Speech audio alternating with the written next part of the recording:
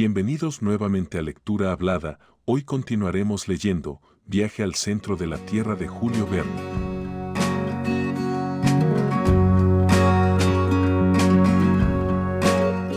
21. Al día siguiente, partimos de madrugada. Teníamos que darnos prisa, porque nos hallábamos a 5 jornadas del punto de bifurcación de la galería subterránea. No me detendré a detallar los sufrimientos de nuestro viaje de vuelta. Mi tío lo soportó con la cólera de un hombre que no se siente ya más fuerte que ellos mismos. Hans, con la resignación de su naturaleza pacífica. Yo, fuerza es que lo confiese, quejándome y desesperándome, sin valor para luchar contra mi mala estrella. Como lo había previsto, faltó el agua por completo al finalizar la primera jornada. Nuestra provisión de líquido quedó entonces reducida a ginebra, pero este licor infernal nos abrazaba el gaznate, y ni siquiera su vista podía soportar. La temperatura ambiente parecíame sofocante. El cansancio paralizaba mis miembros. Más de una vez estuve a punto de caer sin movimiento.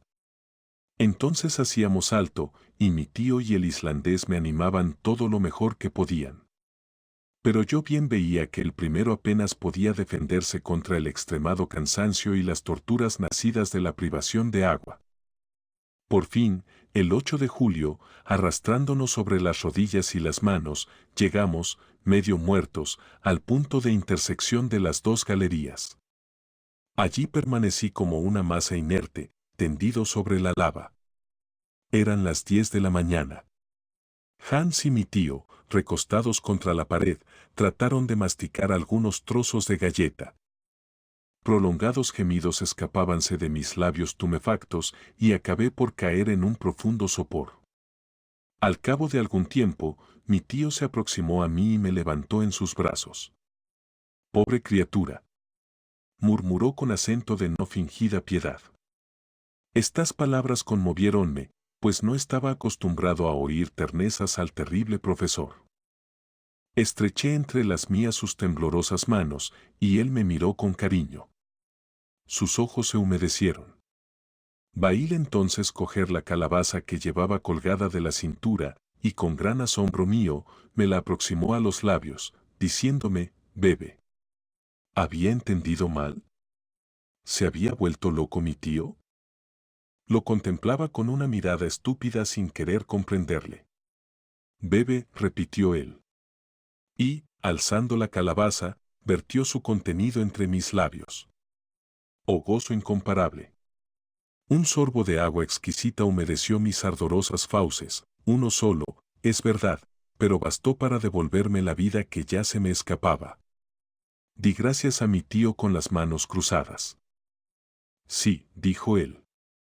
«Un sorbo de agua, el último». ¿Te enteras? El último.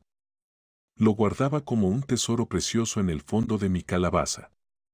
100 veces he tenido que refrenar los irresistibles deseos que me acometían de bebérmela, pero, al fin. Axel, pudo más el cariño que el deseo, y la reservé para ti. Tío. Murmuré enternecido, llenándoseme los ojos de lágrimas. Sí, hijo mío, bien sabía que al llegar a esta encrucijada te desplomarías medio muerto, y reservé mis últimas gotas de agua para reanimarte. Gracias. Gracias. Exclamé. Aquel sorbo de agua, aunque no aplacase mi sed, me hizo recuperar algunas fuerzas. Distendiéronse los músculos de mi garganta, contraídos hasta entonces, y cedió un poco la irritación de mis labios, permitiéndome hablar. Veamos, dije, no podernos tomar más que un partido, faltándonos el agua, tendremos que retroceder. Mientras yo me expresaba de esta suerte, evitaba mi tío mis miradas, bajaba la cabeza y sus ojos huían de los míos. «Es preciso retroceder», exclamé, «y tomar nuevamente el camino del Sneffels. Dios quiera darnos fuerzas para subir hasta la cima del cráter». «Retroceder», exclamó mi tío, como si, más bien que a mí, se respondiese a sí mismo. «Sí, sí, retroceder, y sin perder un instante». Hubo una pausa bastante prolongada. De modo, Axel, repuso el profesor con tono extraño, ¿que esas gotas de agua no te han devuelto el valor y la energía? El valor. Te veo abatido lo mismo que antes y pronunciando aún palabras de desesperación.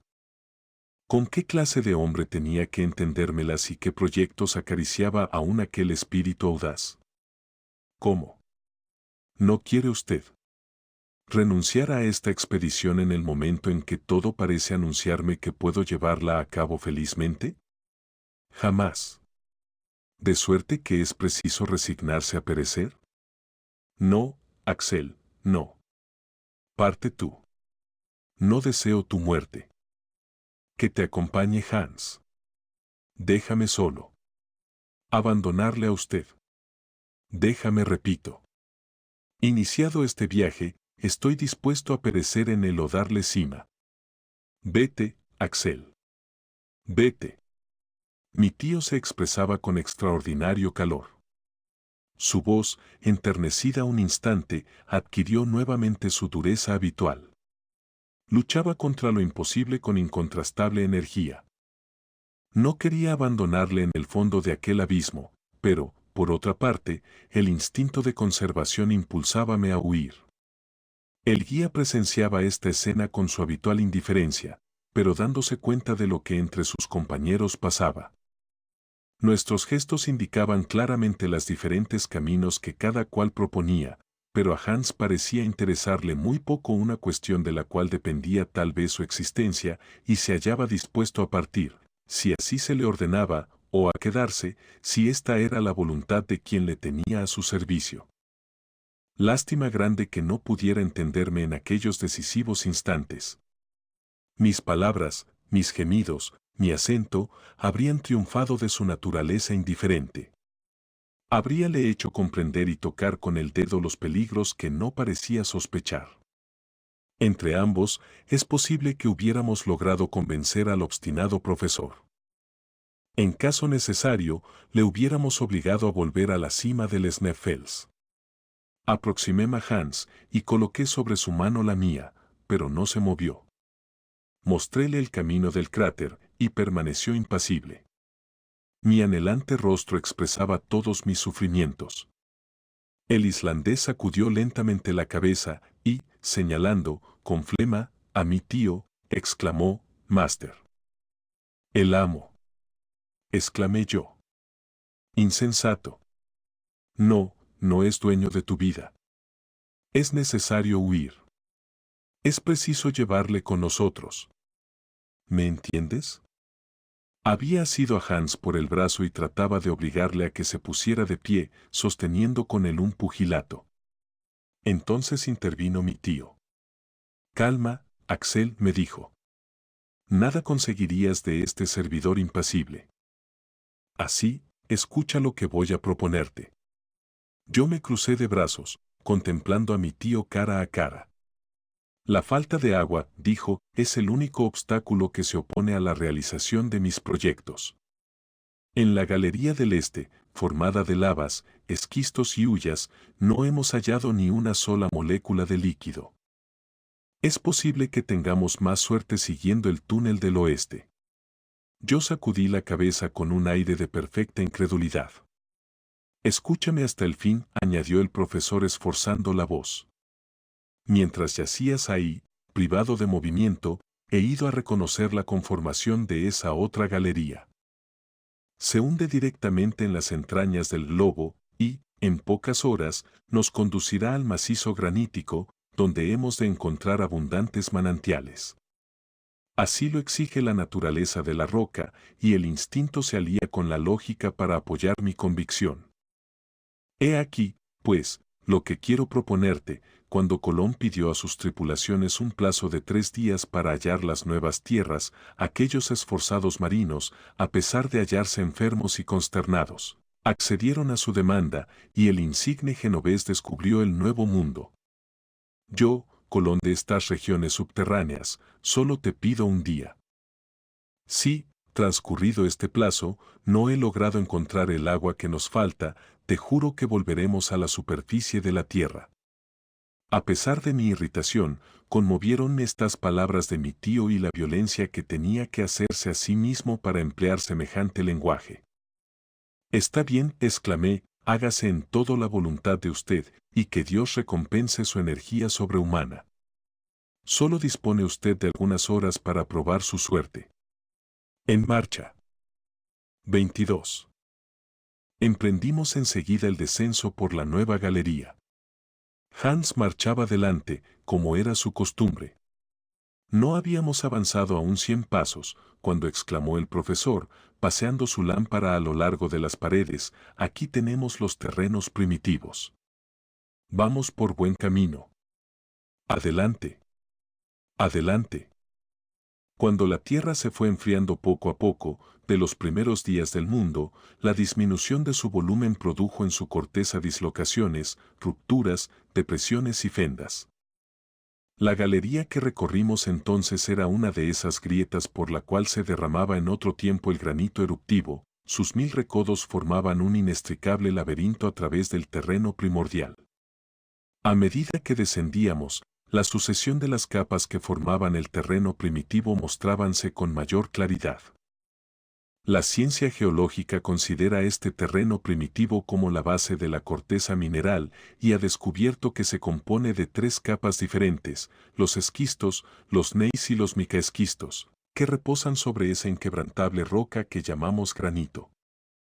Jamás se habían encontrado los mineralogistas en tan maravillosas circunstancias para poder estudiar la naturaleza en su propio seno.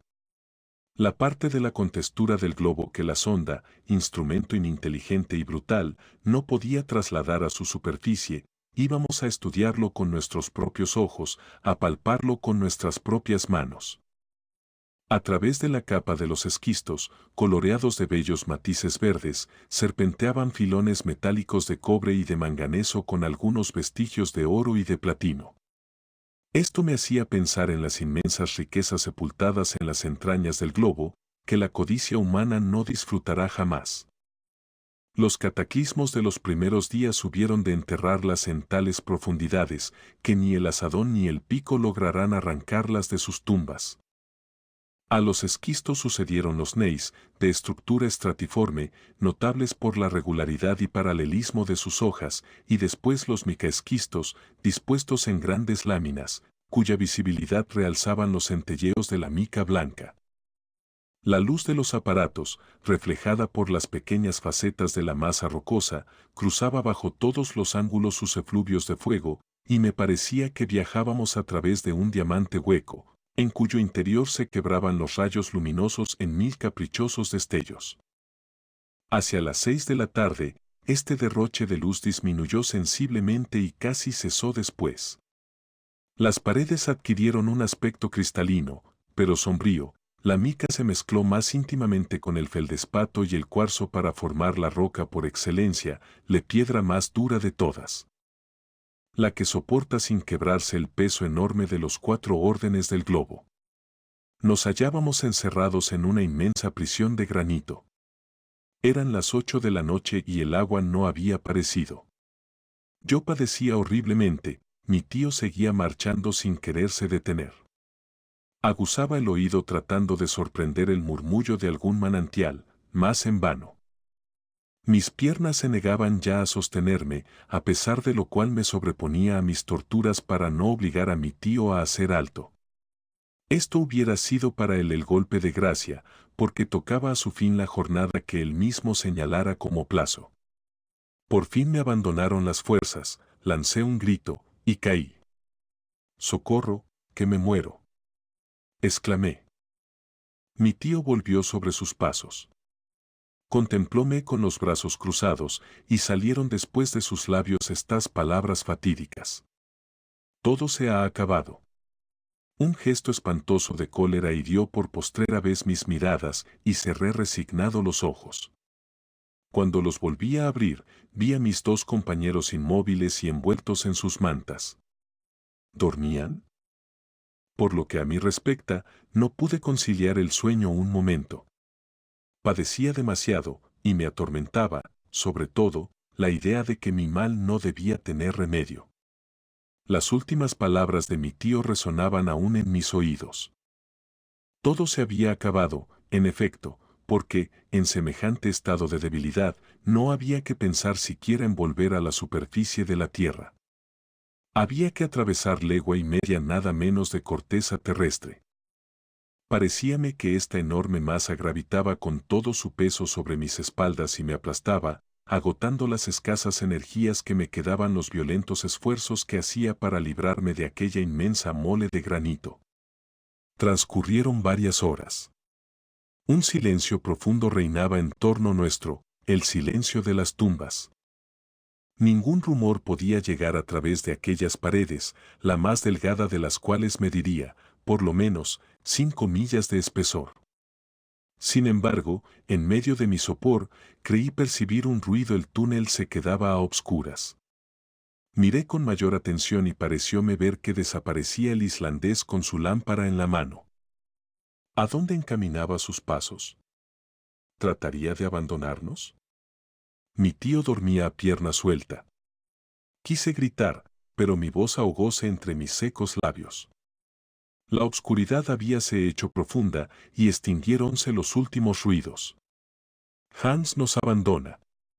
Exclamé. Hans. Hans. Estas palabras solo pude gritarlas con la mente, así que no pudieron salir de mi pecho. Sin embargo, después del primer instante de terror, avergoncéme de mis sospechas contra un hombre cuya conducta hasta entonces no se había hecho sospechosa. Su partida no podía ser una fuga. En lugar de dirigirse hacia la boca de la galería, internábase más en ella.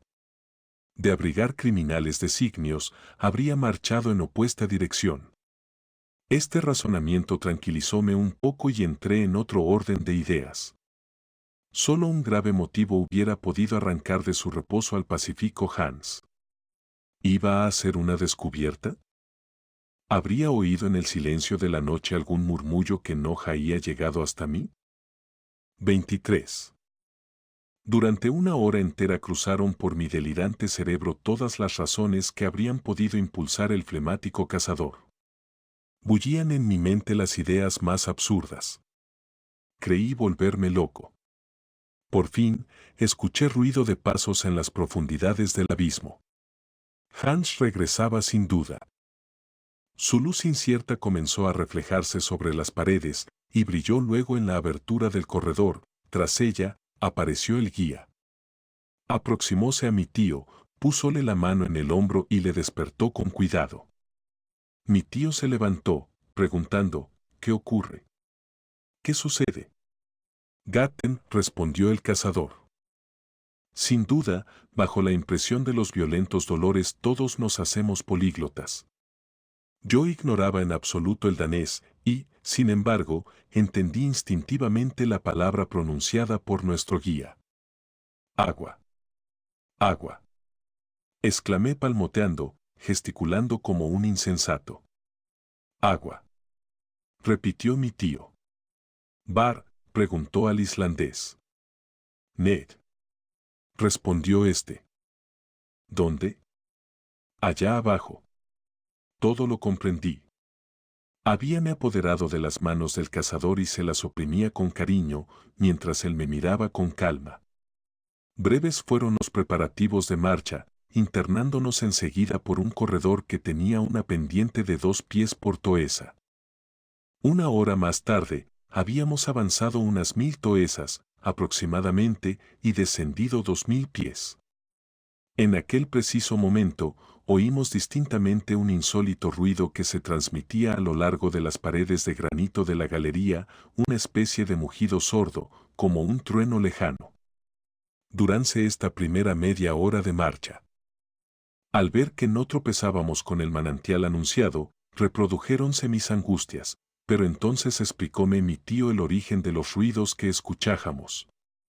Hans no se ha engañado, me dijo, ese rumor que oyes es el mugido de un torrente. ¿Un torrente?, exclamé. Sin duda de ningún género. Un río subterráneo circula en torno nuestro. Apresuramos el paso, hostigados por la esperanza. El solo ruido del agua ejerció sobre mi organismo un efecto temperante y dejé de sentir toda fatiga. El torrente, después de haber corrido mucho tiempo por encima de nuestras cabezas, cambióse a la pared de la derecha, mugiendo y dando saltos. Yo pasaba a cada instante la mano por la roca, esperando hallar en ella señales de filtración o humedad, pero en vano. Transcurrió todavía media hora, durante la cual avanzamos otra media legua. Entonces quedó evidenciado que el cazador, durante su ausencia, no había tenido tiempo de llevar más adelante sus investigaciones. Guiado por un instinto peculiar a los montañeses y a los hidroscopios, sintió, por decirlo así, este torrente a través de las rocas, pero no vio, en realidad, el líquido precioso, así que no había bebido. Pronto se echó de ver que, si proseguíamos la marcha, nos alejaríamos del torrente toda vez que su murmullo tendía a disminuir. Retrocedimos un poco y Hans detúvose en el preciso lugar donde el torrente parecía estar más próximo. Tomé asiento al lado de la pared, en tanto que las aguas corrían a 2 pies de distancia de mí con una violencia extrema. Pero un muro de granito nos separaba aún de ellas. Sin reyeccionar, sin preguntarme siquiera si no habría algún medio de procurarse aquel agua, me abandoné otra vez, momentáneamente, a la desesperación. Miróme Hans, y creí descubrir en sus labios una ligera sonrisa. Levantóse, tomó la lámpara y se dirigió a la pared. Yo le seguí sin quitarle la vista de encima. Aplicó el oído a la piedra seca y lo paseó por ella lentamente, escuchando con suma atención. Comprendí que buscaba el punto preciso en que se oyera con más claridad el ruido del torrente. Por fin, encontró este punto en la pared lateral de la izquierda, a 3 pies de elevación. ¡Qué emoción tan grande la mía! No osaba adivinar lo que quería hacer el cazador. Pero no tuve más remedio que comprenderlo y aplaudirle, y hasta animarle con mis caricias, cuando le vi coger en sus manos el pico para horadar la roca. «¡Salvados!», grité, «¡salvados!». Sí, repitió mi tío con júbilo frenético. Hans tiene mucha razón. Bien por el cazador. A nosotros no se nos hubiese ocurrido. Ya lo creo que no. Por sencillo que fuese el expediente, no habríamos caído en ello. Nada más peligroso que atacar con el pico el armazón del globo. ¿Y si sobrevenía un hundimiento que nos aplastase? ¿Y si el torrente, al encontrar salida a través de la roca, nos ahogaba? Estos peligros nada tenían de quiméricos, pero, en aquellas circunstancias, los temores de provocar una inundación o un hundimiento no podían detenernos, y era nuestra sed tan intensa que, con tal de aplacarla, hubiéramos sido capaces de abrir un orificio en el fondo del mismo océano. Hans acometió esta empresa, a la que ni mi tío ni yo hubiésemos sido capaces de dar cima. Nuestras manos, impulsadas por la impaciencia, hubieran imprudentemente acelerado nuestros golpes y hecho volar la roca en 1000 pedazos. El guía, por el contrario, tranquilo y moderado, desgastó poco a poco la roca mediante una serie de pequeños golpes repetidos, hasta abrir un orificio de medio pie de diámetro. El ruido del torrente aumentaba por momentos, y ya creía sentir que el agua bienhechora humedecía mis ardorosos labios. No tardó la piqueta en penetrar 2 pies en la pared de granito. 1 hora duraba ya la difícil operación y yo me retorcía de impaciencia. Mi tío quería recurrir a las medidas extremas, costándome no poco el detenerle, pero al ir a empuñar su piqueta, oyóse de repente un silbido, y surgió del orificio, con violencia, un gran chorro de agua que fue a estrellarse contra la pared opuesta. Hans, medio derribado por el choque, no pudo reprimir un grito de dolor. Cuando sumergí mis manos en el líquido, lancé a mi vez una exclamación violenta y me expliqué el lamento del guía: el agua estaba hirviendo. Agua a 100 grados de temperatura. Exclamé. Ya se enfriará. Me respondió mi tío. La galería se llenaba de vapores, en tanto que se formaba un arroyo que iba a perderse en las sinuosidades subterráneas. No tardamos en gustar nuestros primeros sorbos. Oh, qué placer tan grande. Qué incomparable voluptuosidad. ¿Qué agua era aquella? ¿De dónde venía? Poco nos importaba. Era agua, y, aunque caliente aún, devolvía al corazón la vida que casi se le escapaba. Yo bebía sin descanso y sin saborearla siquiera. Hasta después de un minuto de goce, no exclamé, es agua ferruginosa, excelente para el estómago, replicó mi tío, y de una mineralización muy intensa. He aquí un viaje que nos reportará los mismos frutos que si hubiésemos ido a Spa o a Pueblis. Oh, qué buena es. Ya lo creo. Como extraída a 2 leguas debajo de tierra, tiene un sabor a tinta que no es desagradable, por cierto. ¿Qué problema nos ha resuelto este Hans? Propongo que le demos un nombre a este saludable arroyuelo. Me parece muy bien, exclamé yo. Y quedó bautizado el arroyo con el nombre de Hans Bach. Hans no se envaneció demasiado. Después de apagar su sed, se recostó en un rincón con su calma acostumbrada. Ahora, dije yo, convendría no dejar perder esta agua. ¿Para qué la queremos? Respondió el profesor, creo que este manantial debe ser inagotable. No importa. Llenemos las calabazas y el odre y tratemos enseguida de taponar la abertura. Siguióse mi consejo. Hans, con trozos de granito y estopa, trató de obstruir el orificio abierto en la pared. Mas no era cosa fácil, el agua abrazaba las manos, la presión era extraordinaria y nuestros reiterados esfuerzos resultaron infructuosos. Es evidente, observé que las capas superiores de este caudal de agua se hallan a gran altura, a juzgar por la fuerza con que sale. La cosa no es dudosa, replicó mi tío, si esta columna de agua tiene 32.000 pies de altura, su presión en este orificio es de 1.000 atmósferas. Pero tengo una idea. ¿Cuál? ¿Por qué obstinamos en taponar esta apertura? Pues, porque. La verdad es que no pude encontrar ninguna razón convincente. Cuando hayamos llenado nuestras vasijas, ¿estamos seguros de volver a encontrar dónde llenarlas de nuevo? Evidentemente, no. Pues entonces, dejemos correr esta agua, que, al descender siguiendo su curso natural, nos servirá de guía, al par que atemperará nuestra sed. Muy bien pensado. Exclamé, y teniendo por compañero a este arroyo, no hay ninguna razón para que nuestros proyectos no obtengan un éxito lisonjero. Ah, hijo mío. Veo que te vas convenciendo, dijo el profesor, sonriente. No me ves convenciendo, estoy convencido ya, tío. Un instante. Empecemos por tomarnos algunas horas de reposo. Habíame olvidado por completo de que era de noche. El cronómetro encargóse de advertírmelo. Satisfecha la sed y el apetito, no tardamos en sumirnos los tres en un profundo sueño. 24. Al día siguiente no nos acordábamos ya de nuestros dolores pasados. Maravillábame el hecho de no sentir sed, y no se me alcanzaba la causa de este fenómeno. El arroyo que corría a mis pies murmurando, encargóse de explicármelo. Almorzamos. Y bebimos de aquella excelente agua ferruginosa. Sentíme regocijado y decidido a ir muy lejos. ¿Por qué un hombre convencido como mi tío no había de salir airoso de su empresa, con un guía ingenioso, como Hans, y un sobrino decidido, como yo? Ved qué bellas ideas brotaren de mi cerebro. Si me hubiesen propuesto regresar a la cima del Sneffels, habría renunciado con indignación. Pero por fortuna nadie pensaba más que en bajar.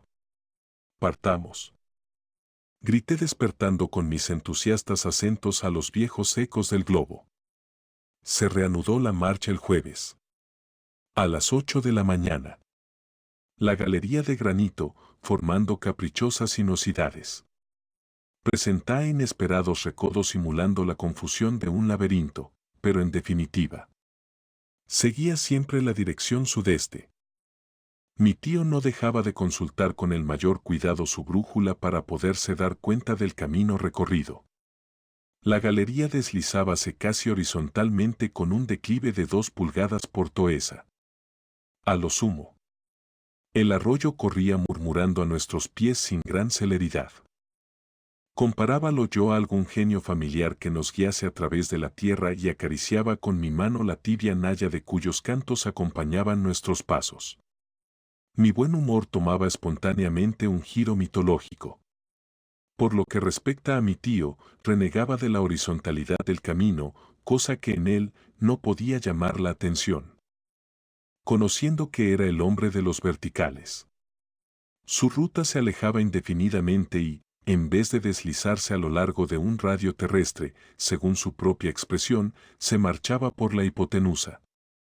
Pero no éramos dueños de elegir, y en tanto que nos aproximásemos al centro, por muy poco que fuese, no había derecho a quejarse. Además, las pendientes se hacían de vez en cuando más rápidas, y entonces nuestra náyade aceleraba su peso, mugiendo al saltar de roca en roca, y descendíamos con ella a profundidades mayores. En suma, aquel día y el siguiente avanzamos bastante en el sentido horizontal y relativamente poco en el vertical. El viernes, 10 de julio, por la tarde, debíamos, según nuestros cálculos, encontramos a 30 leguas de Reykjavik y a una profundidad de 10 leguas y media. Entonces se abrió entre nosotros un pozo bastante imponente. Mi tío no pudo abstenerse de palmotear como un niño, calculando la rapidez de sus pendientes. «He aquí un pozo», exclamó, «que nos llevará muy lejos, y con facilidad, porque los salientes de las rocas forman una verdadera escalera». Hans preparó las cuerdas a fin de prevenir todo accidente y dio principio el descenso, que no me atrevo a calificar de peligroso, porque me encontraba ya familiarizado con este género de ejercicio. Era este pozo una angosta fenda practicada en el macizo, una de esas grietas conocidas en mineralogía con el nombre de padrastros, producida evidentemente por la contracción de la armadura terrestre, en la época de su enfriamiento. Si en otro tiempo dio pase a las materias eruptivas vomitadas por el Sneffels, no me explico cómo éstas no dejaron en el rastro alguno. Bajábamos por una especie de escalera de caracol que parecía obra de la mano del hombre. De cuarto en cuarto de hora era preciso detenerse para descansar y devolver la elasticidad a nuestras corvas. Entonces nos sentábamos sobre algún saliente rocoso, con las piernas colgando, conversábamos, mientras hacíamos alguna frugal comida, y apagábamos después nuestra sed en el arroyo. No es preciso decir que dentro de aquella grieta el Hansbach se había convertido en cascada, con detrimento de su volumen, pero aún bastaba con creces a satisfacer nuestra sed. Además, era seguro que cuando se presentasen declives menos pronunciados, recobraría nuevamente su pacífico curso. En aquel momento, recordábame a mi dignísimo tío, con sus impetuosidades y cóleras, mientras que, en las pendientes suaves, su calma me hacía pensar en la del cazador islandés. Los días 6 y 7 de julio seguimos descendiendo por las espirales de la grieta, penetrando 2 leguas más en la corteza terrestre, lo que nos colocaba a 5 leguas bajo el nivel del mar. Pero el 5, a eso del mediodía, tomó el pozo una inclinación mucho menos acentuada, de unos 40 grados aproximadamente, en dirección sudeste. El camino se hizo entonces tan fácil como monótono. Era lo natural. Nuestro viaje no podía distinguirse por la variedad del paisaje. Por fin, el miércoles 15 nos hallábamos a 7 leguas bajo tierra y a 50 del Sneffels, sobre poco más o menos. Aunque algo fatigados, nuestra salud conservábase en estado satisfactorio, y aún no había sido preciso estrenar el botiquín de viaje. Mi tío anotaba cada hora las indicaciones de la brújula, del cronómetro, del manómetro y del termómetro, las mismas que ha publicado en la narración científica de su viaje, de suerte que podía fácilmente darse cuenta de su situación. Cuando me dijo que nos hallábamos a una distancia horizontal de 50 leguas, no pude reprimir una exclamación. «¿Qué tienes?», me preguntó. «Nada, pero me asalta una idea». «¿Qué idea es esa, hijo mío?». que si sus cálculos de usted son exactos, no nos hallamos ya bajo el suelo de Islandia. ¿Lo crees así? Bien fácil es comprobarlo. Tomé con el compás mis medidas sobre el mapa y dije enseguida a mi tío, no me engañaba, no, hemos rebasado el cabo Portland y está 50 leguas caminadas hacia el sudeste nos sitúan en pleno océano. Debajo del océano, replicó mi tío, frotándose las manos. De suerte, añadí yo, que el océano se extiende sobre nuestras cabezas. ¿Y qué tiene de extraño? No es ninguna cosa nueva. ¿No hay en Newcastle minas de carbón que avanzan por debajo del agua? Muy dueño era el profesor de encontrar nuestra situación muy sencilla, pero la idea de pasearme por debajo de la enorme masa líquida teníame preocupado. Sin embargo, lo mismo era que gravitasen sobre nuestras cabezas las llanuras y montañas de Islandia o las olas del Atlántico, si el armazón granítico que nos cobijaba era lo bastante sólido. Por lo demás, no tardé en habituarme a esta idea, porque el corredor, unas veces sinuoso, otras recto, tan caprichoso en sus pendientes como en sus revueltas, pero marchando siempre en dirección sudeste y hundiéndose más cada vez, condújonos rápidamente a grandes profundidades. 4 días después, el sábado, 15 de julio, llegamos por la tarde a una especie de gruta bastante espaciosa. Mi tío entregó a Hans sus 3 risdales de la semana y decidióse que el siguiente día fuese de reposo absoluto. 25. Desperté, pues, el domingo por la mañana sin la preocupación habitual de tener que emprender inmediatamente la marcha, y por más que esto ocurriese en el más profundo abismo, no deja de ser agradable. Por otra parte, ya estábamos habituados a esta existencia de trogloditas. Para nada me acordaba del sol, de la luna, de las estrellas, de los árboles, de las casas, de las ciudades, ni de ninguna de esas superfluidades terrestres que los seres que viven debajo del astro de la noche consideran de imprescindible necesidad. En nuestra calidad de fósiles, nos burlábamos de estas maravillas inútiles. Formaba la gruta un espacioso salón sobre cuyo pavimento granítico deslizábase dulcemente el arroyuelo fiel. A aquella distancia se hallaba el agua a la temperatura ambiente y no había dificultad en beberla. Después de almorzar, quiso el profesor consagrar algunas horas a ordenar sus anotaciones diarias. Ante todo, me dijo, voy a hacer algunos cálculos, a fin de determinar con toda exactitud nuestra situación. Quiero, a nuestro regreso, poder trazar un plano de nuestro viaje, una especie de sección vertical del globo, que señalará el perfil de nuestra expedición. Será curiosísimo, tío, pero ¿tendrán sus observaciones de usted un grado de precisión suficiente? Sí. He anotado cuidadosamente los ángulos y las pendientes, estoy seguro de no cometer un error. Vamos a ver, ante todo, dónde estamos. Toma la brújula. Y observa la dirección que indica, cogí el indicado instrumento y después de un examen atento, respondí, cuarta al sudeste. Bien, dijo el profesor anotando la observación y haciendo algunos cálculos rápidos. No hay duda, hemos recorrido 85 leguas, según eso, caminamos por debajo de ese Atlántico. Exacto. Y es muy posible que en los actuales momentos se esté desarrollando sobre nuestras cabezas una tempestad horrible y que muchos navíos sean juguete de las olas y del viento. Perfectamente posible.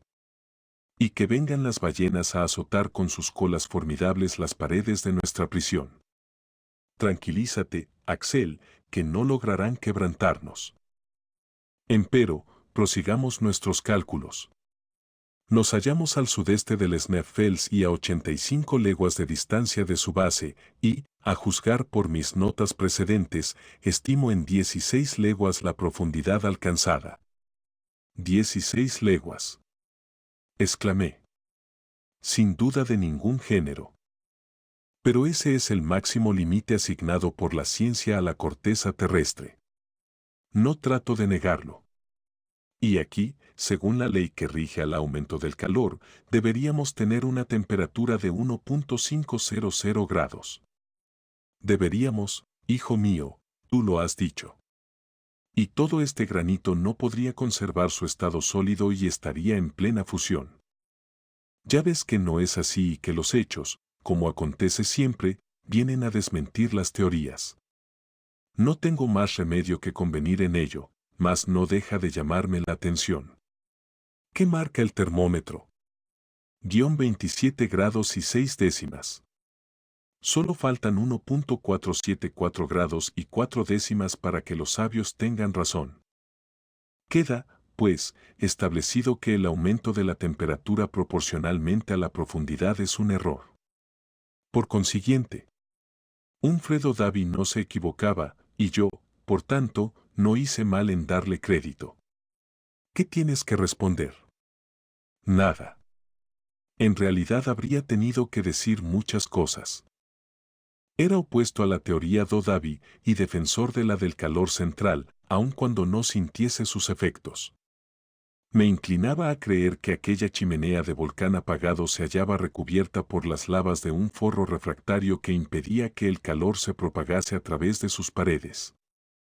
Pero sin detenerme a buscar nuevos argumentos, limíteme a tomar la situación tal cual era.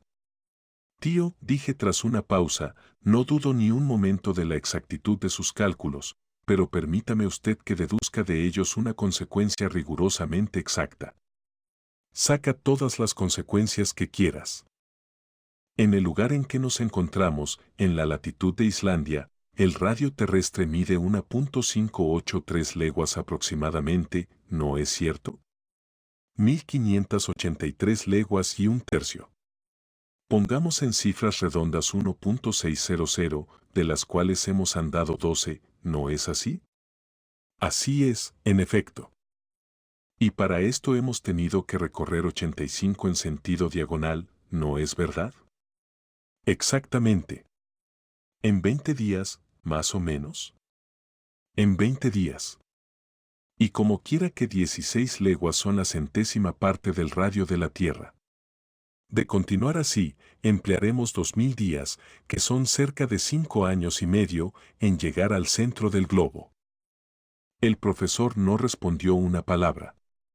Y esto sin contar, proseguí, con que, si para obtener una vertical de 16 leguas es preciso recorrer horizontalmente 80, tendríamos que caminar nada menos que 8000 en dirección sudeste. Para alcanzar nuestra meta y, mucho antes de lograrlo, habríamos salido por algún punto a la superficie. Vete al diablo con tus cálculos, replicó mi tío con un movimiento de cólera. Al infierno tus teorías. ¿Sobre qué base descansan? ¿Quién te dice que esta galería no va directamente a nuestra meta?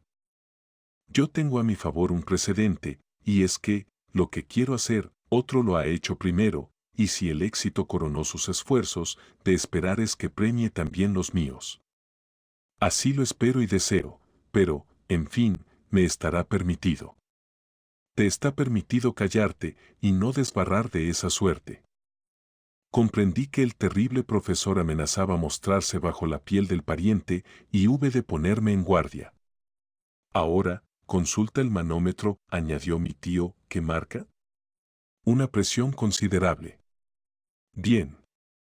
Ya ves cómo, bajando lentamente, nos vamos acostumbrando poco a poco a la densidad de esta atmósfera y no experimentamos molestias. Excepción hecha de algunos dolores de oídos. Eso no es nada, y fácilmente harás desaparecer ese malestar poniendo en comunicación rápida el aire exterior con el contenido en tus pulmones. Perfectamente, respondí, decidido a no contrariar a mi tío.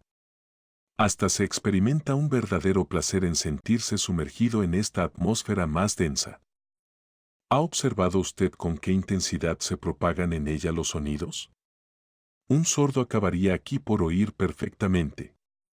¿Pero esta densidad seguirá aumentando? Sí, siguiendo una ley no muy bien determinada, es verdad que la intensidad de la gravedad perecerá a medida que bajemos. Ya sabes que en la misma superficie de la Tierra es en donde su acción se deja sentir con más fuerza y que en el centro del globo los objetos carecen de peso. Lo sé, pero, dígame usted, este aire, ¿no acabará por adquirir la densidad del agua? Sin duda, bajo una presión de 710 atmósferas. ¿Y más abajo? Más abajo, esta densidad será mayor todavía. ¿Y cómo bajaremos entonces? Llenándonos de piedras los bolsillos. A fe, tío, que tiene usted respuesta para todo. No me atrevía a avanzar más en el campo de las hipótesis, porque hubiera tropezado con alguna otra imposibilidad que habría hecho dar un salto al profesor. Era, sin embargo, evidente que el aire, bajo una presión que podía llegar a ser de millares de atmósferas, acabaría por solidificarse, y entonces, aun dando de barato que hubiesen resistido nuestros cuerpos, sería necesario detenerse a pesar de todos los razonamientos del mundo. Pero no hice valer este argumento, pues mi tío me hubiera enseguida sacado a colación a su eterno Sacnusé, precedente sin valor, porque, aun suponiendo que fuese cierto su viaje, siempre podría responderse que, no habiéndose inventado el barómetro ni el manómetro en el siglo XVI. ¿Cómo pudo determinar este sabio islandés su llegada al centro del globo? Más guardé para mí esta objeción y resolví esperar los acontecimientos. El resto de la jornada transcurrió en conversaciones y cálculos, mostrándome siempre conforme con el parecer del profesor y envidiando la perfecta indiferencia de Hans, que, sin meterse a buscar las causas de los efectos, marchaba ciegamente por donde le llevaba el destino. 26. Preciso es confesar que hasta entonces todo había marchado bien, no existiendo el menor motivo de queja. Si las dificultades no aumentaban, era seguro que alcanzaríamos nuestro objeto. ¡Qué gloria para todos en el caso afortunado! Ya me iba habituando a raciocinar por el sistema Lidenbrock. ¿Sería debido al extraño medio en que vivía? ¿Quién sabe? Durante algunos días, pendientes mucho más rápidas, algunas de ellas de aterrador declive, nos internaron profundamente en el macizo de granito, llegando algunas jornadas a avanzar legua y media o 2 leguas hacia el centro. En algunas bajadas peligrosas, la destreza de Hans y su maravillosa sangre fría nos fueron de utilidad suma. El flemático islandés sacrificábase con una indiferencia incomprensible, y, gracias a él, franqueamos más de un paso difícil del cual no habríamos salido nosotros solos. Su mutismo aumentaba de un día en otro, y hasta creo que nos contagiaba a nosotros. Los objetos exteriores ejercen una acción real sobre el cerebro. El que se encierra entre 4 paredes acaba por perder la facultad de asociar las ideas y las palabras. ¿Cuántos presos encerrados en estrechos calabozos se han vuelto imbéciles o locos por la imposibilidad de ejercitar las facultades mentales? Durante las 2 semanas que siguieron a nuestra última conversación no ocurrió ningún incidente digno de ser mencionado. No encuentro en ninguna memnoria más que un solo acontecimiento de suma gravedad, cuyos más insignificantes detalles me sería imposible olvidar. El 7 de agosto, nuestros sucesivos descensos nos habían conducido a una profundidad de 30 leguas, es decir, que teníamos sobre nuestras cabezas 30 leguas de rocas, de mares, de continentes y de ciudades. Debíamos, a la sazón, encontrarnos a 200 leguas de Islandia. Aquel día seguía el túnel un plano poco inclinado. Yo marchaba delante, mi tío llevaba uno de los aparatos Rumorf, y yo el otro, y con él me entretenía en examinar las capas de granito. De repente, al volverme, vi que me encontraba solo. Bueno, dije para mí, he caminado demasiado deprisa, o tal vez sea que el profesor y Hans se han detenido en algún sitio. Voy a reunirme con ellos. Afortunadamente, el camino no tiene aquí mucho declive. Volví a desandar lo andado. Caminé durante un cuarto de hora sin encontrar a nadie. Llamé, y no me respondieron, perdiéndose mi voz en medio de los cavernosos ecos que ella misma despertaba. Empecé a sentir inquietud. Un fuerte escalofrío me recorrió todo el cuerpo. Calma. Me dije en voz alta.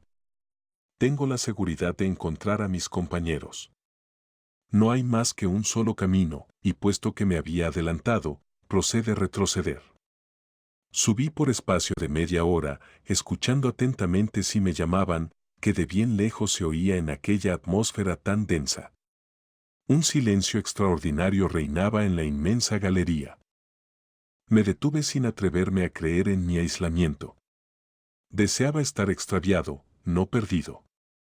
Extraviado, aún pueden encontrarle a uno. Veamos, repetía, puesto que no existe más que un camino, que es el mismo que siguen ellos, por fuerza he de encontrarlos. Bastará con seguir retrocediendo. Al menos que, no viéndome y olvidando que yo les precedía, se les haya ocurrido la idea de retroceder. Pero aún en este caso, apresurando el paso, me reuniré con ellos. Es evidente. Y repetía las últimas palabras como si no estuviera realmente convencido. Por otra parte, para asociar estas ideas tan sencillas y darles la forma de un raciocinio, tuve que emplear mucho tiempo. Entonces asaltóme una duda. ¿Iba yo por delante de ellos? Ciertamente. Seguíame Hans, precediendo a mi tío. Hasta recordaba que se había detenido unos instantes para asegurarse sobre las espaldas el fardo. Entonces debí proseguir solo el camino, separándome de ellos. Además, pensaba yo, tengo un medio seguro de no extraviarme, un hilo que me guíe en este laberinto y que no puede romperse, este hilo es mi fiel arroyo. Bastará que remonte su curso para dar con las huellas de mis compañeros. Este razonamiento infundióme nuevos bríos y resolví reanudar mi marcha ascendente sin pérdida de momento. Cómo bendije entonces la previsión de mi tío, impidiendo que el cazador taponase el orificio practicado en la pared de granito. De esta suerte, aquel bienhechor manantial, después de satisfacer nuestra sed durante todo el camino, iba a guiarme ahora a través de las sinuosidades de la corteza terrestre. Antes de ponerme en marcha, pensé que una ablución me haría provecho. Agachéme para sumergir mi frente en el agua del Hansbach. Y, juzguese de mi estupor. En vez del agua tibia y cristalino, encontraron mis dedos un suelo seco y áspero. El arroyo no corría ya a mis pies. 27. Imposible pintar mi desesperación. No hay palabras en ningún idioma del mundo para expresar mis sentimientos. Me hallé enterrado vivo, con la perspectiva de morir de hambre y de sed.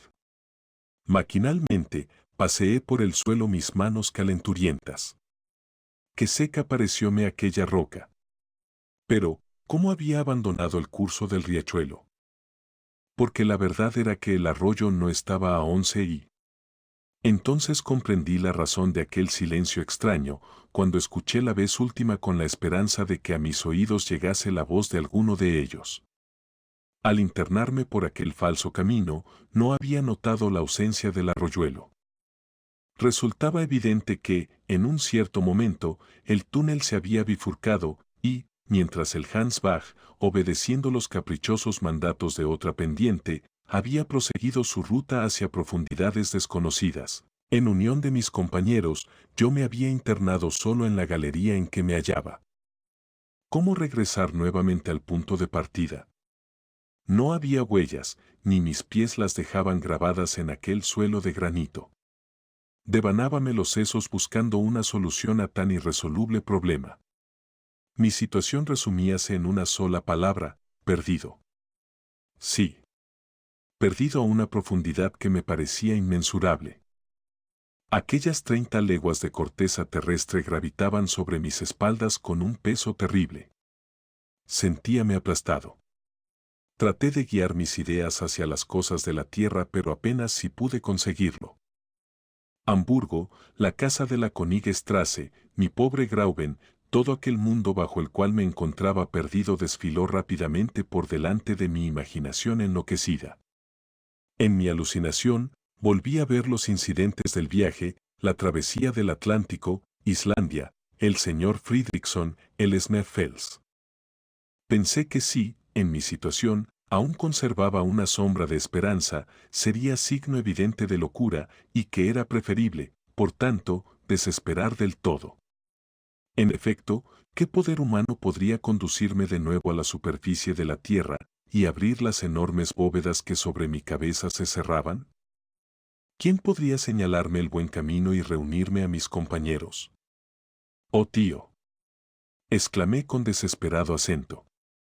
Esta fue la única palabra de reproche que se escapó de mis labios, porque comprendí que el pobre hombre debía padecer también buscándome sin descanso. Cuando me vi, de esta suerte, lejos de todo socorro humano, incapaz de intentar nada para lograr mi salvación, pensé en la ayuda del cielo. Los recuerdos de la infancia, los de mi madre, a quien solo conocí en la época de las caricias, acudieron a mi memoria. Recurrí a la oración, por derechos que tuviese a ser escuchado por Dios, de quien me acordaba tan tarde, y le imploré con fervor. Aquella invocación a la providencia me devolvió algo la calma y pude llamar en mi auxilio a todas las energías de mi inteligencia. Tenía víveres para 3 días y mi calabaza estaba llena de agua. Sin embargo, no podía permanecer más de este tiempo solo. Ahora se presentaba otro problema: ¿debería descender o subir? Subir sin duda alguna. Subir sin descansar. De este modo, debía necesariamente llegar al punto donde me había separado del arroyo, a la funesta bifurcación. Una vez en aquel sitio, una vez que tropezase con las aguas del Hansbach, bien podía regresar a la cumbre del Sneffels. ¿Cómo no se me había ocurrido esto antes? Había evidentemente una probabilidad de salvación. Lo más apremiante era, pues, volver a encontrar el cauce de las aguas. Me levanté decidido, y apoyándome en mi bastón herrado, empecé a subir la pendiente de la galería, que era bastante rápida. Caminaba lleno de esperanza y sin titubear, toda vez que no había otro camino que elegir. Por espacio de media hora no me detuvo obstáculo alguno.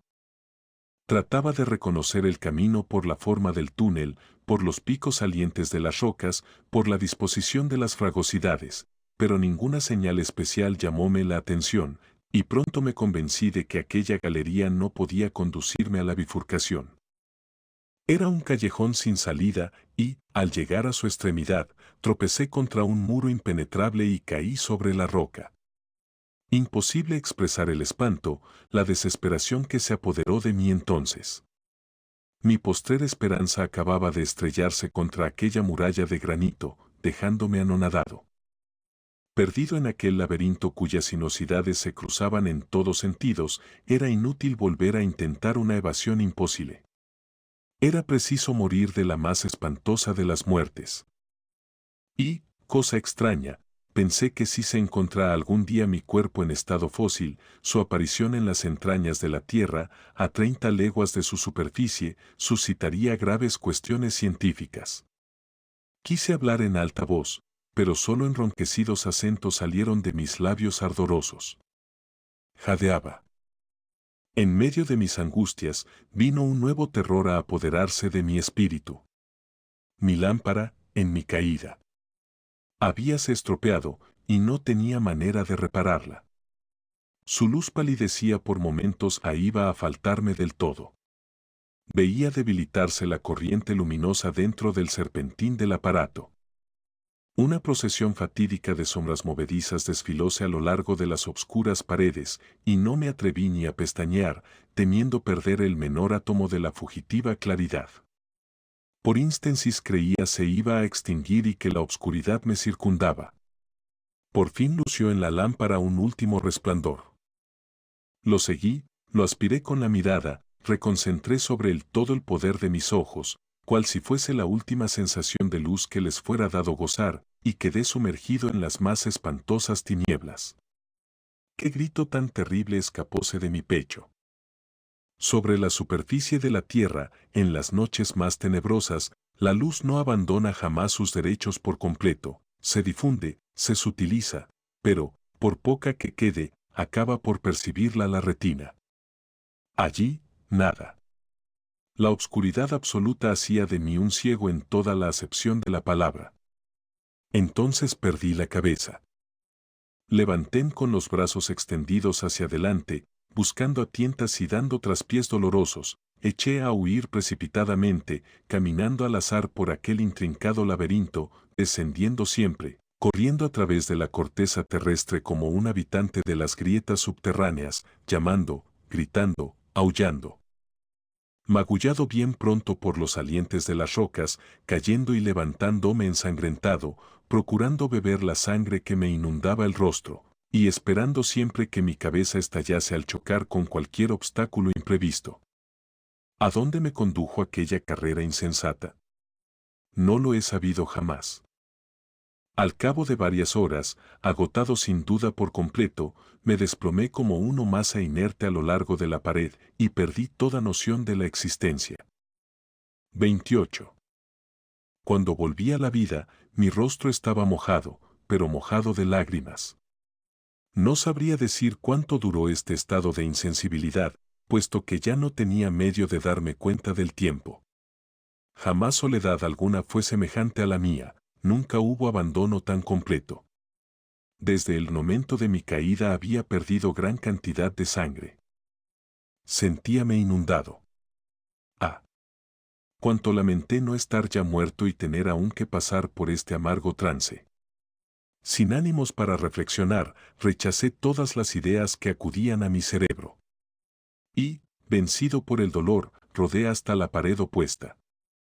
Sentía ya que me iba a desvancar nuevamente y que el aniquilamiento supremo se me apoderaba, cuando llegó hasta mí un violento ruido semejante al retumbar prolongado del trueno, y oí las ondas sonoras perderse poco a poco en las lejanas profundidades del abismo. ¿De dónde procedía aquel ruido? Sin duda de algún fenómeno que estaba verificándose en el seno del gran macizo terrestre.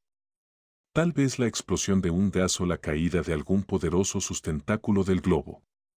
Volví a escuchar, deseoso de cerciorarme de si se repetía aquel ruido. Pasó un cuarto de hora. Era tan profundo el silencio que reinaba en el subterráneo, que hasta los latidos de mi corazón oía. De repente, mi oído, que por casualidad apliqué a pared, creyó sorprender palabras vagas, ininteligibles, remotas, que me hicieron estremecer. Es una alucinación, pensé yo. Pero, no. Escuchando con mayor atención, oí realmente un murmullo de voces, aunque mi debilidad no me permitiese entender lo que me decía. Hablaban, sin embargo no me cabía duda.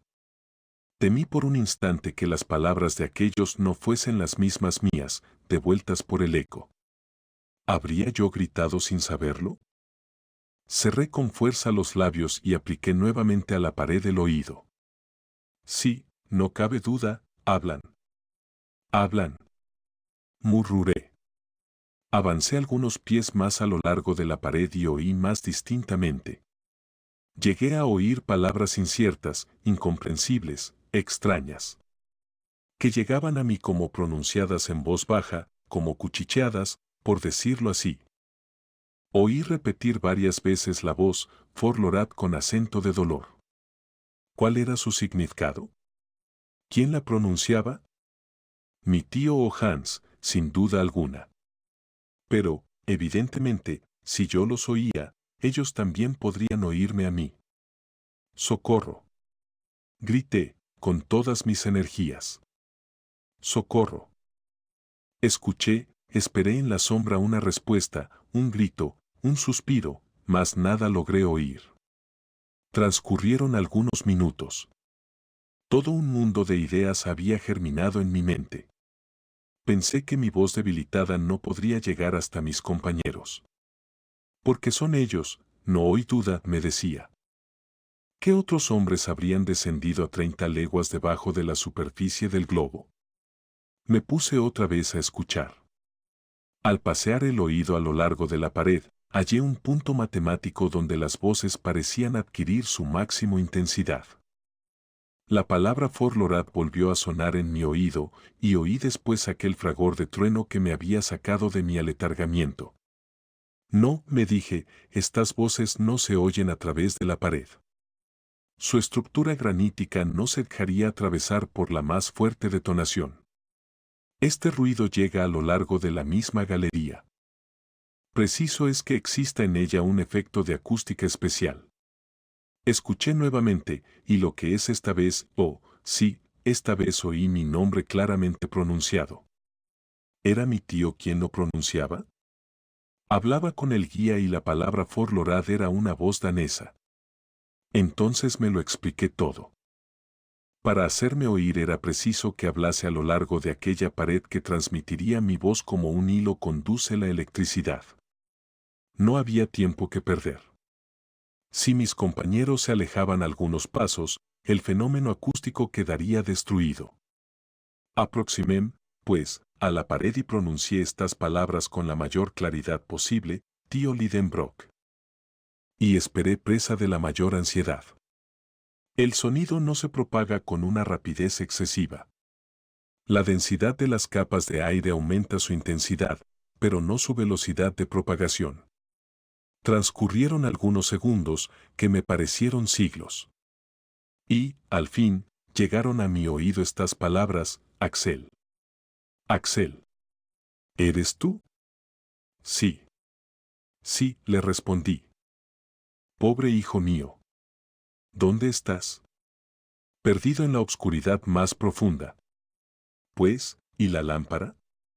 Apagada. ¿Y el arroyo? Ha desaparecido. Pobre Axel. Ármate de valor. Espérese usted un poco, estoy completamente agotado y no me quedan fuerzas para articular las palabras, mas no deje usted de hablarme. Valor, prosiguió mi tío, no hables, escúchame. Te hemos buscado subiendo y bajando la galería, sin que hayamos podido dar contigo. Ah, cuánto he llorado, hijo mío. Por fin, suponiendo que te encontrarías al lado del Hansbach, hemos remontado su curso disparando nuestros fusiles. En el momento actual, sí, por un efecto de acústica, nuestras voces pueden oírse, nuestras manos no pueden estrecharse. Pero no te desesperes, Axel. Que ya tenemos mucho adelantado con habernos puesto al habla. Durante este tiempo, yo había reflexionado, y una cierta esperanza, vaga aún, renacía en mi corazón. Ante todo, me importaba conocer una cosa, aproximé mis labios a la pared y dije, tío. ¿Qué quieres, hijo mío? Contestóme al cabo de algunos instantes. Es preciso saber, ante todo, qué distancia nos separa. Eso es bastante fácil. ¿Tiene usted su cronómetro? Sí.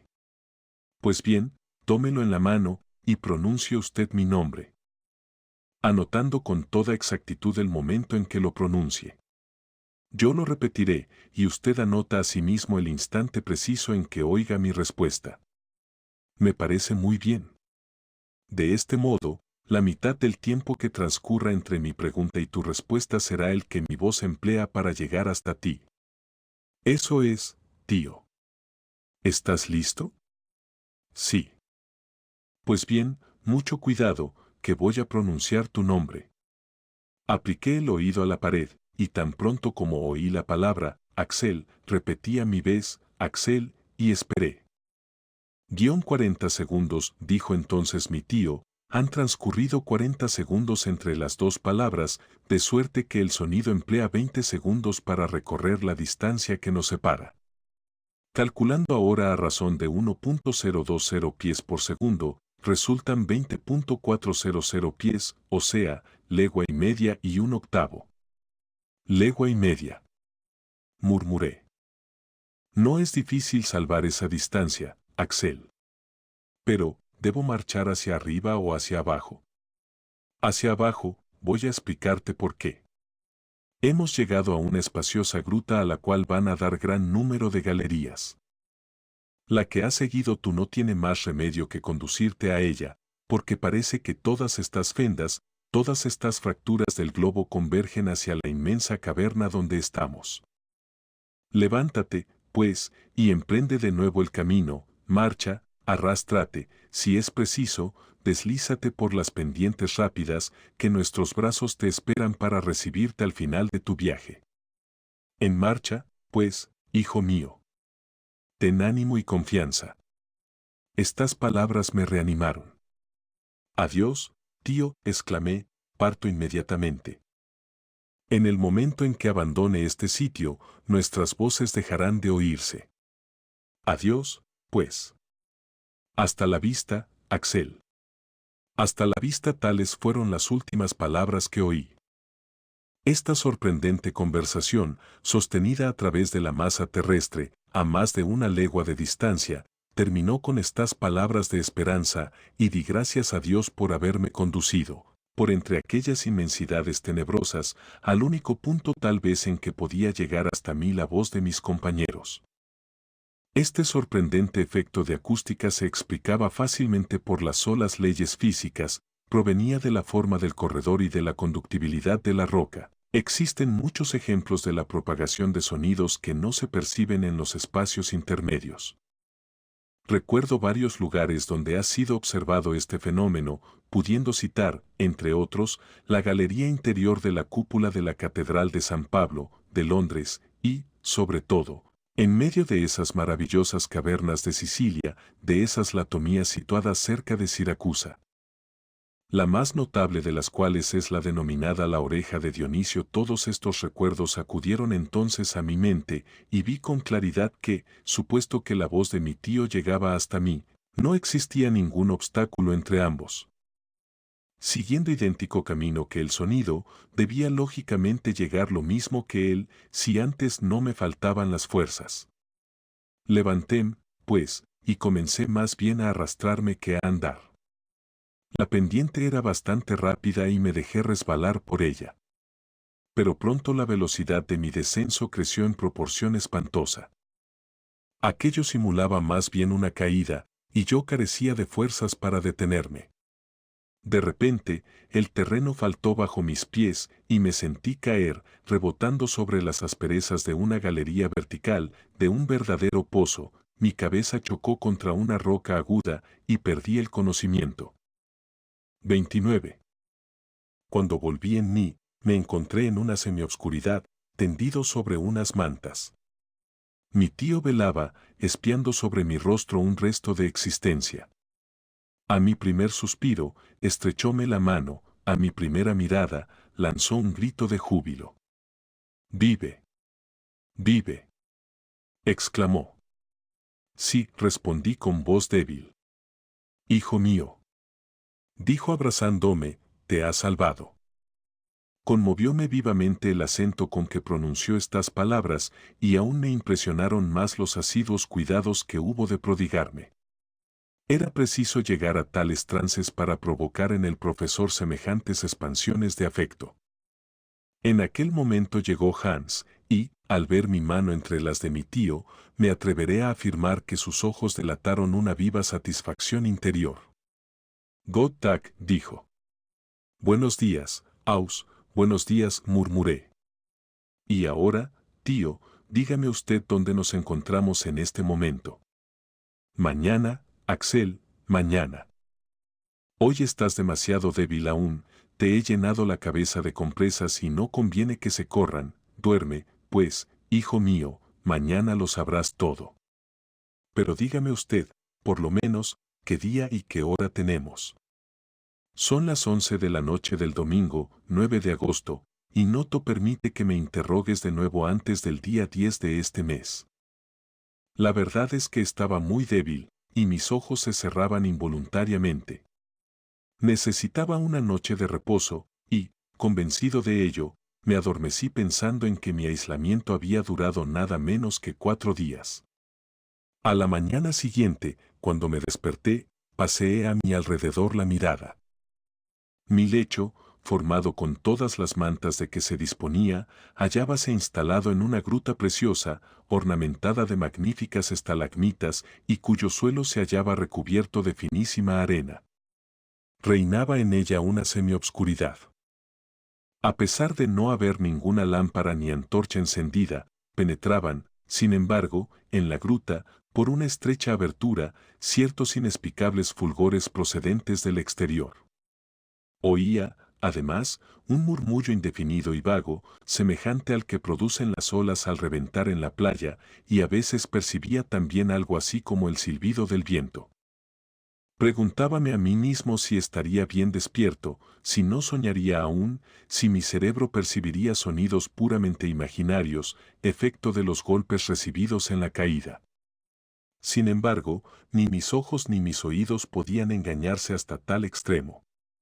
Es un rayo de luz, pensé, que penetra por esa fenda de la roca. Tampoco cabe duda de que esos ruidos que escucho son efectivamente mugidos de las olas y silbidos de los vientos. ¿Se engañan mis sentidos, o es que hemos regresado a la superficie de la Tierra? ¿Ha renunciado mi tío a su expedición o la ha terminado felizmente? Me devanaba los sesos pensando en todo esto, cuando penetró mi tío. Muy buenas Dios, Axel, me dijo alegremente. Apostaría cualquier cosa a que lo sientes bien. Perfectamente, contesté, incorporándome sobre mi duro lecho. Así tenía que ocurrir, porque has dormido mucho, un sueño muy tranquilo. Hans y yo hemos velado alternativamente y hemos visto progresar tu curación de un modo bien sensible. Así es, efectivamente, me siento ya repuesto del todo, y la prueba de ello es que sabré hacer los honores al almuerzo que tenga usted a bien servirme. Almorzarás, hijo mío, puesto que no tienes fiebre. Hans ha frotado tus heridas con no sé qué maravilloso ungüento cuyo secreto poseen los islandeses y se han cicatrizado con una rapidez prodigiosa. Nuestro guía no tiene precio. Mientras hablaba, me iba presentando alimentos que yo devoraba y, entre tanto, no cesaba de hacerle preguntas a las que respondía con suma amabilidad. Supe entonces que mi providencial caída me había conducido a la extremidad de una galería casi perpendicular y, como había llegado en medio de un torrente de piedras, la menor de las cuales hubiera bastado para aplastarme, había que deducir que una parte del macizo se había deslizado conmigo. Este espantoso vehículo transportóme de esta suerte hasta los mismos brazos de mi tío, en los cuales caí ensangrentado y exánime. En verdad que es asombroso que no te hayas matado 1000 veces, me dijo el profesor. Pero, por amor de Dios, no nos separemos más, pues nos expondríamos a no vernos a ver nunca. Que no nos separásemos más. Pero, ¿no había terminado el viaje? Y al hacerme esta pregunta, abrí desmesuradamente los ojos, en los cuales retratóse el espanto, y, observado por mi tío, preguntóme, ¿qué tienes, Axel? Tengo que hacerle a usted una pregunta. ¿Dice usted que estoy sano y salvo? Sin duda de ningún género. ¿Tengo todos mis miembros intactos? Ciertamente. ¿Y la cabeza? La cabeza, aunque con algunas contusiones, la tiene sobre los hombros en el más perfecto estado. Pues bien, tengo miedo de que mi cerebro no funcione como es debido. ¿Por qué? ¿No hemos vuelto a la superficie del globo? No, ciertamente. Entonces, necesariamente estoy loco, porque veo la luz del día y oigo el ruido del viento que sopla y del mar que revienta en la playa. Si solo se trata de eso, ¿me lo explicará usted? ¿Cómo he de explicarte yo lo que es inexplicable? Pero ya lo verás con tus ojos y comprenderás entonces que la ciencia geológica no ha pronunciado aún su última palabra. Salgamos, pues, exclamé, levantándome bruscamente. No, Axel, no. El aire libre podría perjudicarte. ¿El aire libre? Sí. Hace demasiado viento y no quiero que te expongas de este modo. Pero sí le aseguro a usted que me encuentro perfectamente. Un poco de paciencia, hijo mío. Una recaída podría retrasarnos mucho, y no es cosa de perder tiempo, porque la travesía puede ser larga. ¿La travesía? Sí, sí, descansa aún todo el día de hoy, y nos embarcaremos mañana. Embarcarnos. Esta última palabra me hizo dar un gran salto. ¿Cómo? Embarcamos. ¿Teníamos por ventura algún río, algún lago o algún mar a nuestra disposición? ¿Había fondeado un buque en algún puerto interior? Mi curiosidad excitóse de una manera asombrosa. En vano trató mi tío de retenerme en el lecho, Cuando se convenció de que mi impaciencia me sería más perjudicial que la satisfacción de mis deseos, se decidió a ceder. Me vestí rápidamente y, para mayor precaución, envolvíme en una manta y salí de la gruta enseguida. 30. Al principio no vi nada. Acostumbrados mis ojos a la oscuridad, cerráronse bruscamente al recibir la luz. Cuando pude abrirlos de nuevo, quedé más estupefacto que maravillado. «¡El mar!», exclamé. «Sí», respondió mi tío, «el mar de Lidenbroch. Y me vanaglorio al pensar que ningún navegante me disputará el honor de haberlo descubierto ni el derecho de darle mi nombre». Una vasta extensión de agua, el principio de un lago o de un océano, prolongábase más allá del horizonte visible. La orilla, sumamente escabrosa, ofrecía a las últimas ondulaciones de las olas que reventaban en ella una arena fina, dorada, sembrada de esos pequeños caparazones donde vivieron los primeros seres de la creación. Las olas se rompían contra ella con ese murmullo sonoro peculiar de los grandes espacios cerrados, produciendo una espuma liviana que, arrastrada por un viento moderado, me salpicaba la cara. Sobre aquella playa ligeramente inclinada, a 100 esas, aproximadamente de la orilla del agua, venían a morir los contrafuertes de enormes rocas que, ensanchándose, se elevaban a una altura tremenda. Algunos de estos peñascos, cortando la playa con sus agudas aristas, formando cabos y promontorios que las olas carcomían. Más lejos, perfilábase con gran claridad su enorme mole sobre el fondo brumoso del horizonte. Era un verdadero océano, con el caprichoso contorno de sus playas terrestres, pero desierto y de un aspecto espantosamente salvaje. Mis miradas podían pasearse a lo lejos sobre aquel mar gracias a una claridad especial que iluminaba los menores detalles. No era la luz del sol con sus haces brillantes y la espléndida irradiación de sus rayos ni la claridad vaga y pálida del astro de la noche, que es sólo una reflexión sin calor. No. El poder iluminador de aquella luz, su difusión temblorosa, su blancura clara y seca, la escasa elevación de su temperatura, su brillo superior en realidad al de la luna, acusaban evidentemente un origen puramente eléctrico. Era una especie de aurora boreal, un fenómeno cósmico continuo que alumbraba aquella caverna capaz de albergar en su interior un océano. La bóveda suspendida encima de mi cabeza, el cielo, si se quiere, parecía formado por grandes nubes. Vapores movedizos que cambiaban continuamente de forma y que, por efecto de las condensaciones, deberían convertirse en determinados días en lluvias torrenciales. Creía yo que, bajo una presión atmosférica tan grande, era imposible la evaporación del agua, pero, en virtud de alguna ley física que ignoraba, gruesas nubes cruzaban el aire. Esto no obstante, el tiempo estaba bueno. Las corrientes eléctricas producían sorprendentes juegos de luz sobre las nubes más elevadas, dibujábanse vivas sombras en sus bóvedas inferiores, y, a menudo, entre dos masas separadas, deslizábase hasta nosotros un rayo de luz de notable intensidad. Pero nada de aquello provenía del sol, puesto que su luz era fría. El efecto era triste y soberanamente melancólico.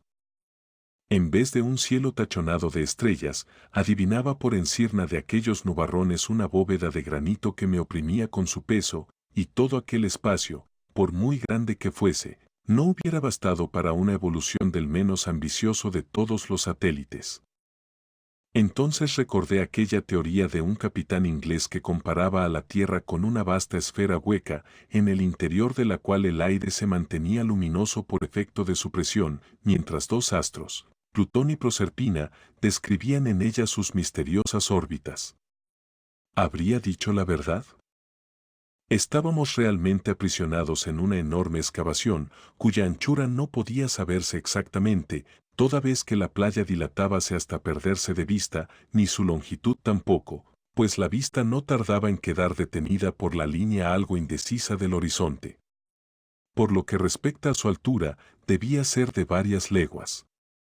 ¿Dónde se apoyaba esta bóveda sobre sus contrafuertes de granito?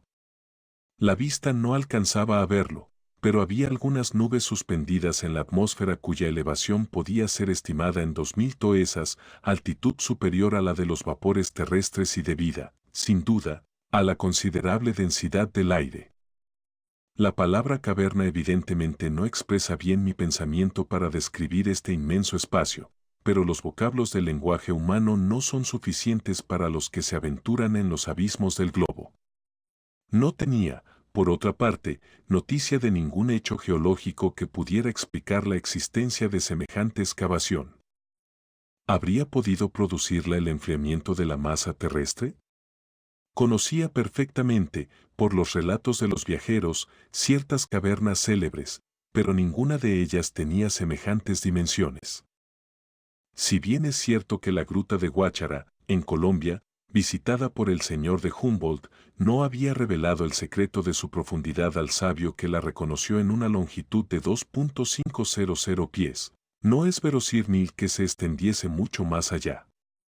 La inmensa caverna del Mammoth, en Kentucky, ofrecía proporciones gigantescas. Toda vez que su bóveda se elevaba 500 pies sobre un lago insondable. Y que algunos viajeros la recorrieron en una extensión de más de 10 leguas sin encontrarle el fin. Pero, ¿qué eran estas cavidades comparadas con la que entonces admiraban mis ojos, con su cielo de vapores, sus irradiaciones eléctricas y un vasto mar encerrado entre sus flancos? Mi imaginación sentíase anonadada ante aquella inmensidad. Yo contemplaba en silencio todas estas maravillas. Faltábanme las palabras para manifestar mis sensaciones. Creía hallarme transportado a algún planeta remoto, a Neptuno o Urano, por ejemplo, y que en él presenciaba fenómenos de los que mi naturaleza terrenal no tenía noción alguna. Mis nuevas sensaciones requerían palabras nuevas, y mi imaginación no me las suministraba. Contemplábalo todo con muda admiración no exenta de cierto terror. Lo imprevisto de aquel espectáculo había devuelto a mi rostro su color saludable, encontrábame en vías de combatir mi enfermedad por medio del terror y de lograr mi curación por medio de esta nueva terapéutica. Por otra parte, la viveza de aquel aire tan denso reanimábame, suministrando más oxígeno a mis pulmones. Se comprenderá fácilmente que, después de un encarcelamiento de 47 días en una estrecha galería, era un goce infinito el aspirar aquella brisa cargada de húmedas entanaciones salinas. No tuve, pues, motivo para arrepentirme de haber abandonado la obscuridad de mi gruta. Mi tío, acostumbrado ya a aquellas maravillas, no daba muestras de asombro. ¿Sientes fuerzas para pasear un poco?, preguntóme. Sí. Por cierto, respondíle, y nada de será tan agradable. Pues bien, cógete a mi brazo, y sigamos las sinuosidades de la orilla.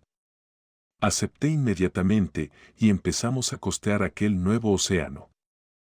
A la izquierda, los peñascos abruptos, hacinados unos sobre otros, formaban una aglomeración titánica de prodigioso efecto. Por sus flancos deslizábanse innumerables cascadas, algunos ligeros vapores que saltaban de unas rocas en otras marcaban el lugar de los manantiales calientes, y los arroyos corrían silenciosos hacia el depósito común buscando en los declives la ocasión de murmurar más agradablemente. Entre estos arroyos reconocí a nuestro fiel compañero de viaje, el Hans Bach, que iba a perderse tranquilamente en el mar, como si desde el principio del mundo no hubiese hecho otra cosa. En adelante, nos veremos privados de su amable compañía, dije lanzando un suspiro. Va, respondió el profesor. ¿Qué más da un arroyo que otro? La respuesta parecióme un poco ingrata. Pero en aquel momento solicitó mi atención un inesperado espectáculo. A unos 500 pasos, a la vuelta de un alto promontorio, presentóse ante nuestros ojos una selva elevada, frondosa y espesa, formada de árboles de medianas dimensiones que afectaban la forma de perfectos quitasoles, de bordes limpios y geométricos. Las corrientes atmosféricas no parecían ejercer efecto alguno sobre su follaje y, en medio de las ráfagas de aire, permanecían inmóviles como un bosque de cedros petrificados. Aceleramos el paso. No acertaba a dar nombre a aquellas singulares especies. Por ventura no formaban parte de las 200.000 especies vegetales conocidas hasta entonces y sería preciso asignarles un lugar especial entre la flora de las vegetaciones lacustres? No. Cuando nos cobijamos debajo de su sombra, mi sorpresa se trocó en admiración. En efecto, me hallaba en presencia de especies conocidas en la superficie de la Tierra, pero vaciadas en un molde de dimensiones enormes. Mi tío les aplicó enseguida su verdadero nombre. Esto no es otra cosa, me dijo, que un bosque notabilísimo de hongos.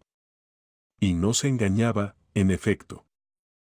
Imagínese cuál sería el monstruoso desarrollo adquirido por aquellas plantas tan ávidas de calor y de humedad. Yo sabía que el licoperdón giganteum alcanzaba, según Bouillard, 8 o 9 pies de circunferencia, pero aquellos eran hongos blancos de 30 a 40 pies de altura, con una copa de este mismo diámetro. Había millares de ellos, y, no pudiendo la luz atravesar su espesa contextura, reinaba debajo de sus cúpulas, yuxtapuestas cual los redondos techos de una ciudad africana, la obscuridad más completa. Quise, no obstante, penetrar más hacia adentro. Un frío mortal descendía de aquellas cavernosas bóvedas. Erramos por espacio de media hora entre aquellas húmedas tinieblas y experimenté una sensación de verdadero placer cuando regresé de nuevo a las orillas del mar. Pero la vegetación de aquella comarca subterránea no era solo de hongos. Más lejos elevábanse grupos de un gran número de otros árboles de descolorido follaje. Fácil era reconocerles, pues tratábase de los humildes arbustos de la tierra dotados de fenomenales dimensiones, licopodios de 100 pies de elevación, sigilarías gigantescas, helechos arborescentes, del tamaño de los abetos de las altas latitudes, lepidodendrones de tallo cilíndrico bifurcado, que terminaban en largas hojas y erizados de pelos rudos como las monstruosas plantas grasientas. Maravilloso. Magnífico. Espléndido. Exclamó mi tío, he aquí toda la flora de la segunda época del mundo, del periodo de transición.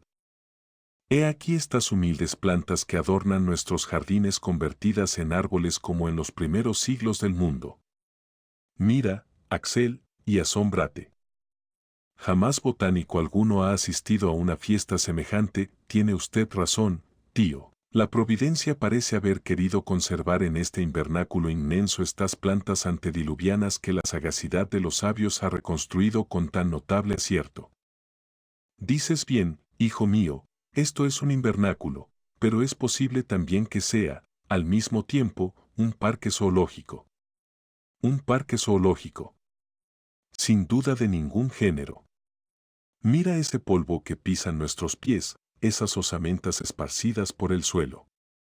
¿Osamentas? Exclamé. Sí, en efecto, osamentas de animales antediluvianos.